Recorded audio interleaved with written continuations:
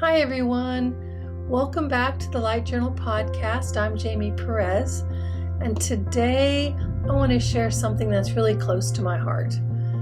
We're talking about the second wave of volunteers, not just as a concept, but as a lived experience, because I am one. If you've ever felt like you're here for something really important, but you can't quite name what it is, if Earth has always felt just a little bit too heavy or strange for you, this episode may feel like home. So take a breath, settle in, and let's explore this together from the inside.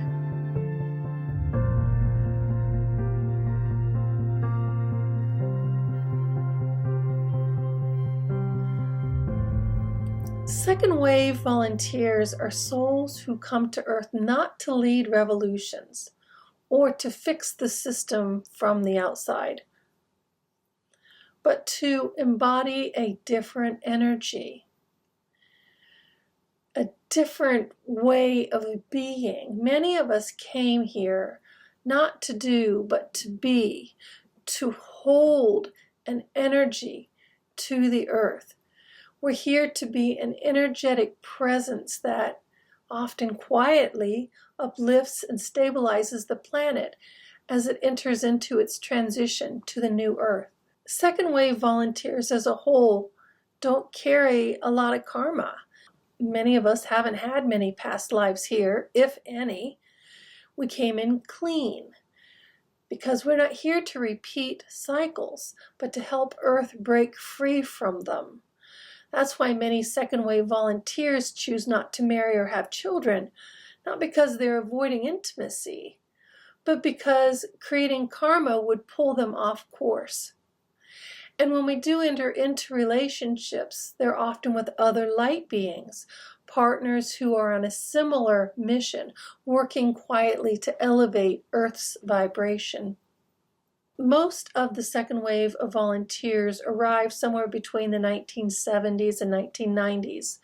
Though that time frame isn't strict, I know that I fall outside of that guideline that Dolores Cannon gave, because it's more about the soul mission than an actual birth date. If you're like me, you might have always felt different, like you didn't quite belong here.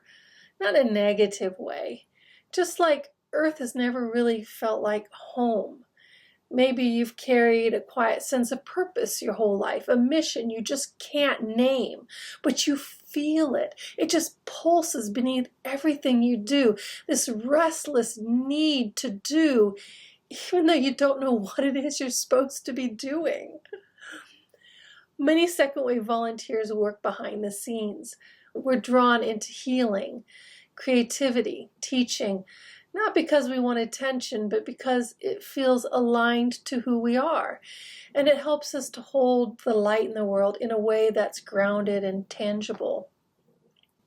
Many second wave volunteers are highly empathic, which is why crowds can feel so incredibly overwhelming. We're picking up on all those frequencies and unspoken things that are vibrating around. It's really overwhelming. Nature is where we can recalibrate. And so we go to the trees, the oceans, the stillness. It's where we can remember who we are and just let all that chaos that we absorbed from outside ourselves, we can just let it go. Now, some of us came into our bodies in two stages. I know this firsthand because that's what happened to me.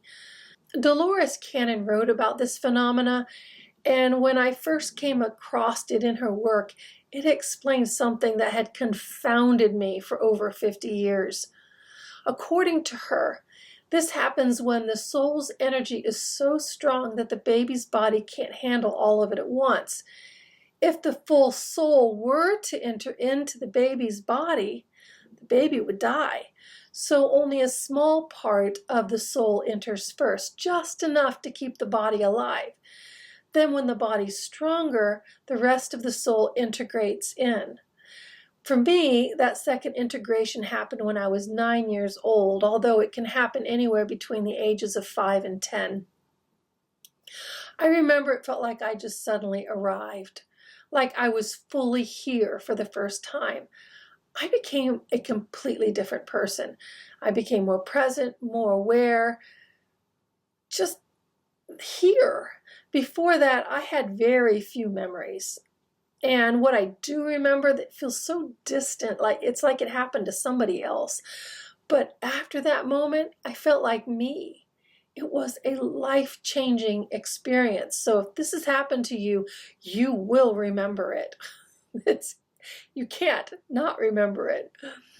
Now, this isn't something that I've been hearing other people talk about that are part of the second wave of volunteers, but it is definitely present in Dolores Cannon's books. And when I came across it, it finally gave me the language and the peace to understand something that I had lived with my whole life. And there's something else that I've come to understand very deeply over this time, and that's that we're not here just to hold energy. We're here to add to it, to actively lift the vibration of this planet through our presence, so that Earth can rise to a higher frequency and give birth to the new Earth. Now, it's not something we do with our effort. It happens because of who and what we are.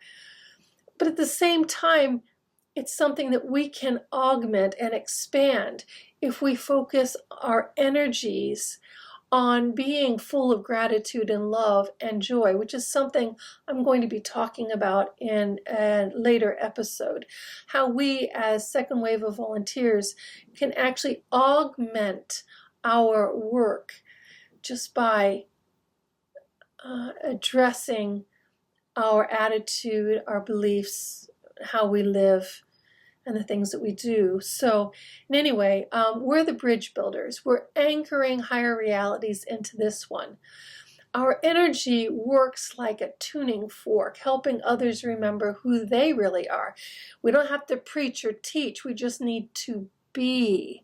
And that energy then goes out and awakens other people without us having to say a thing.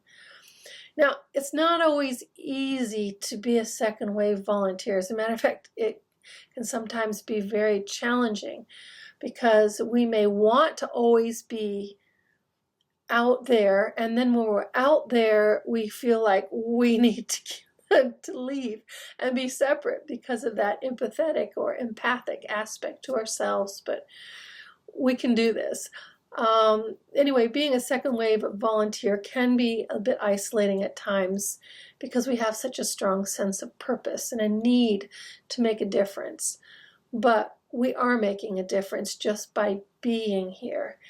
And even though it sometimes just happens quietly, just as a part of being, it doesn't make it any less impactful. It's actually quite profound to recognize that the simple process of being is actually a form of valuable service to the earth and to all those on the earth. So if you're listening to this and something inside of you is just lighting up, well, you're not imagining it. You're not alone. You're part of a quiet, radiant revolution that's happening. Because we didn't come here to shout, we came here to be. If this episode speaks to you, please share it with somebody that you think might also benefit from it. You can also find a full written version of this on my blog at thelightjournal.online. And if you feel called to do so, please leave a review or a message.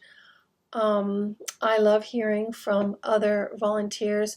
Now, do be sure to subscribe and like this. That helps other people to see this. It works with the analytics at YouTube and enables other people to see it that might not see it otherwise. So until next time, stay grounded, stay open, and keep holding the light. You are seen, you are loved, and you're doing more than you can even possibly imagine.